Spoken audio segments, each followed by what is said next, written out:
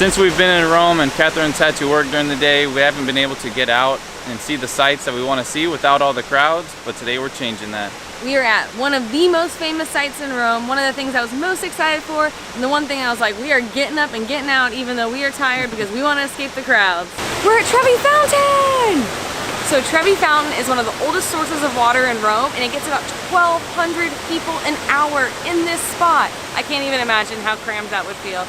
So we are here right before sunrise to try to see it without all the crowds and kind of enjoy some peace and quiet. It's so beautiful. It's way bigger and more grand than I thought it would be, and just like all the statues and the building is just, it's so beautiful. If anyone's seen the Lizzie McGuire movie, I feel like I'm in it right now.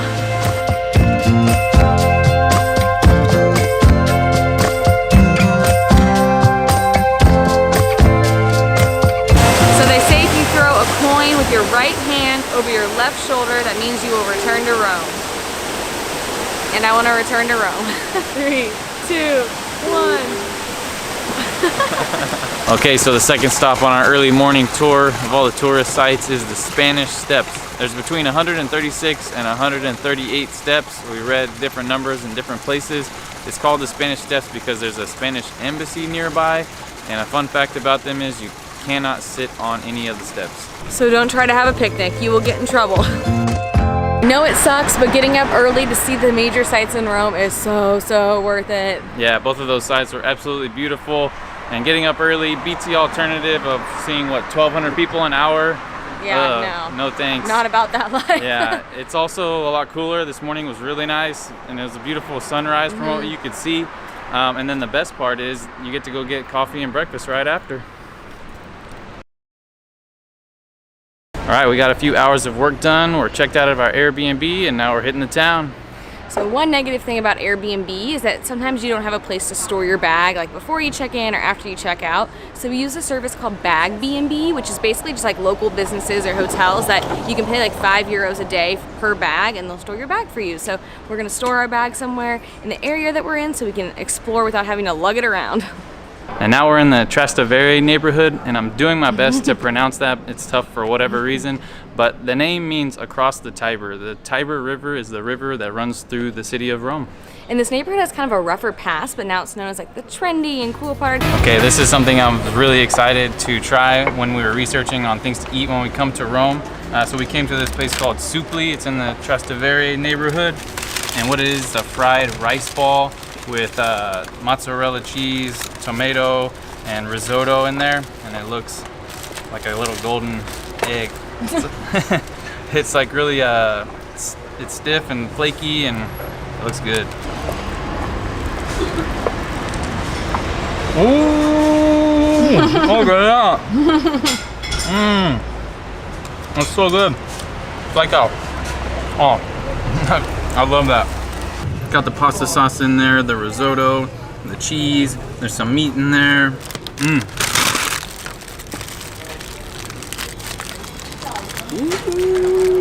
it's like a fried pizza.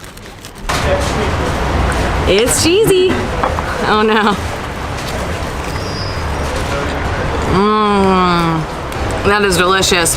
This one's super good too. I think it's just like straight up cheese and rice, but man.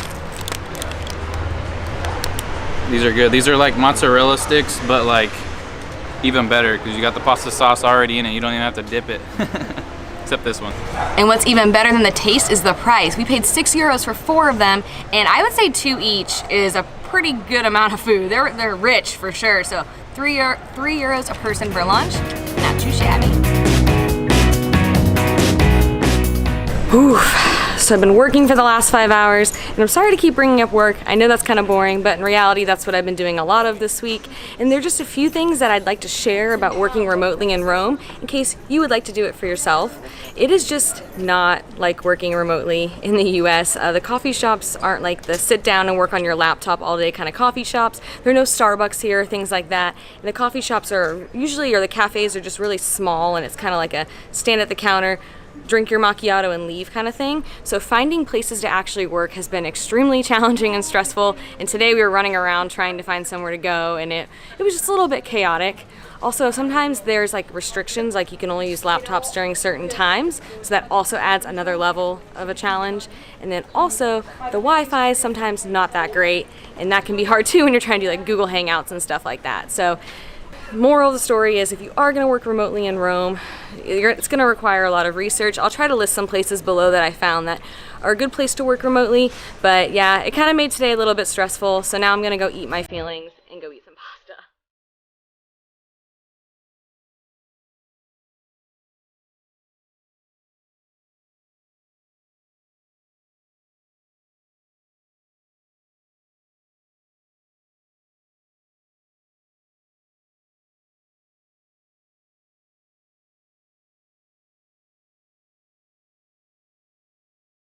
And tonight's pasta spot is Pasta e Vino. It's in the Trastevere neighborhood that we've been hanging out at all day.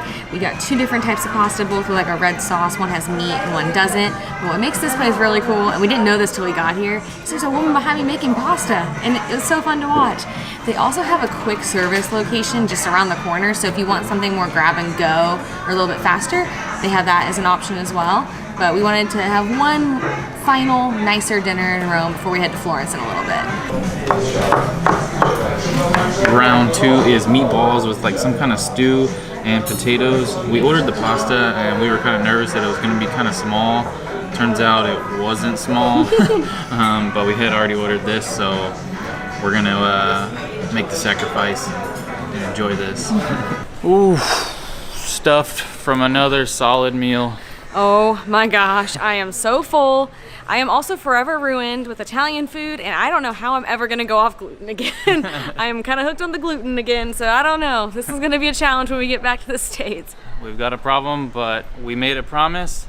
We have one more gelato place to try, and we're gonna uphold that promise. Ooh, we always have room for gelato though, let's be real.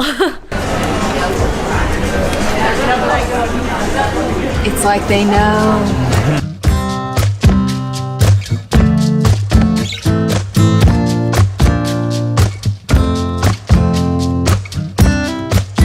And our final gelato stop in Rome is Fior di Luna, which is right down the street basically from where we just ate dinner. So everything we've done today is pretty much all in the Trastevere.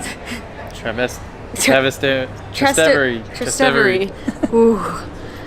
We'll get it one day, we'll get it. So first impression of this place is that they did scoops in the cones instead of the scraper. They do the scraper for the cups, but I think they scoop it for the cone to maybe keep it together a little bit better. So we're happy because it's just now finally starting to drip. And it's been a couple minutes. Like, rush to eat it. We can enjoy it, take our time. So we each got 3 flavors. Yeah, so and whipped cream. We got the duetto, which is the peanut and pistachio. It was pistachio and hazelnut together in one flavor. And then there's a caramel and peanut one. That's the one that has peanuts. And then the other one is a Fred, which is like a cream and biscotti cookies. Yeah, I think it's like custard with like biscuit cookies. So. Yeah, and then, you know, whipped cream on top.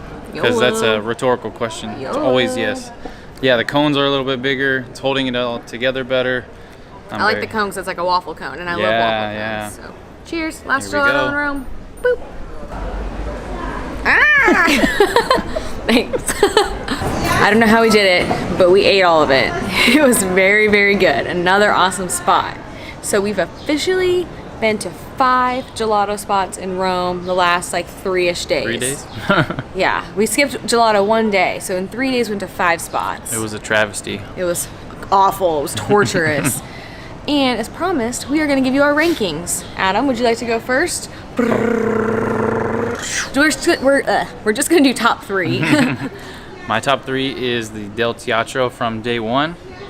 My number 2 is going to be actually the place we just had, Fior di Luna, is that how you say it? And then number 1, still undisputed king, is La Romana. All right, mine will sound very similar. My number 3 is the one we just had, the Fior di Luna, very good. like we said earlier, it was kind of like in scoops, but it was so creamy. It was very creamy, and we loved some of the flavors. Like I really liked the caramel one. We really liked the custard and biscuit one. Oh, it's so good. My number 2 is the teatro one. It was our first one of the whole trip. So if you haven't seen like our first day in Rome, it was the first place we went to. I just loved the tiramisu one. I'm still thinking about it. It was so good. That place was amazing. And then my number 1 is also La Romana. I mean, that place was just like next level, so creamy. I don't even know if gelato's supposed to be that creamy, but it was, just the whole so like place good. was cool too. It was really nice inside. The people were nice, so it was just the whole experience and the quality of it, and the cone and the chocolate in the bottom just was next level, and just can't beat it. But I will be honest, we had 5 of them, and we had more before that in other cities, and they're all starting to kind of run together. So La Romana will forever stand out. It is getting a little hard to like tell between all of them because we've had a lot, but we will say all of them are amazing. So every place we've been to since the moment we landed in Italy they've all been great. Every single place, yeah. You can't go wrong if you go to any of them. But we're really excited because we're going to Florence next. That's like what we're about to do right now, and we hear they have amazing gelato there. And podcast we listened to, the guy loves ice cream, and he says it's the best gelato city, and he had the best gelato of his life there. So we're very excited to see what Florence has to offer. We're gonna test that out. So we are about to go pick up our bags and head to the train and then make our way to Florence. Let's go. P.S. This neighborhood is really cool. It's hopping. There's lots of restaurants and bars, and everyone's out right now, and it's a really cool vibe. They also have this like market going on in the summer, like starting at 7 p.m. I think every night along the river. So if you're here in the summer, definitely check that out. Unfortunately, we don't have a chance to go. We love markets, but it looks really cool. We made it to Florence, but we are sad to have left Rome. My heart is still in Rome. I loved Rome. Rome was awesome. It surprised me. I knew I'd like it, but I think I liked it more than I thought I would. Same here. It was really, really cool. Yeah. So much history there, so much beautiful architecture, but we're very excited to be in Florence too. We caught a sneak peek at the Duomo on our walkover, and that got me extra excited. So we say walkover, but really it was supposed to be a bus over. But the buses didn't show up. Yeah, the trains have been excellent. The buses have not so much. Yeah, we've had a lot of issues with the buses in Italy, so keep that in mind. Like, they'll say like coming at this time and this time, and then they'll never show up. And this was probably the second time we waited for like over 20 minutes, and we could have been to like where we needed to be by walking. So I think we're just gonna start walking from now on. But it can only go up from here. Yeah, I mean, it says it's there, like posted on the Times, and it says it on Google Maps that it's supposed to be here, It's and still not there. still doesn't come. So, But it's okay. We got some exercise. We were feeling very, very full from this evening's Still eating. am. So Still am. it was very nice to walk it out a bit. yeah, But it is almost midnight. We are pooped. We have a semi-big day tomorrow. It's another one of those work plus sightseeing days, but it's gonna be fun though. Yeah, I'm excited to finally see Florence. So we're gonna go to bed. Good night. This is so weird. So we downloaded the Face app. I'm sure it's big by now. these days. It's I'm sure it's big by now. And so this vlog's posted, it'll probably not be a thing anymore. I took a picture from me at the Coliseum the other day, threw the age filter on there, and it's the exact same thing, same picture. Like, it's my dad at the Coliseum. All right, we're doing Catherine's photo now. Is it bad?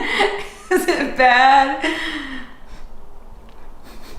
Am I ugly? I have to not be so loud. You ready? Yeah.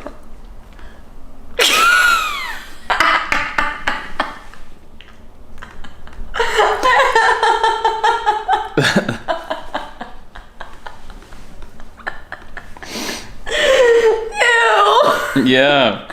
Why do I look weird? I hope you don't look like that. It's like my eyes got closer to my nose. That's bad.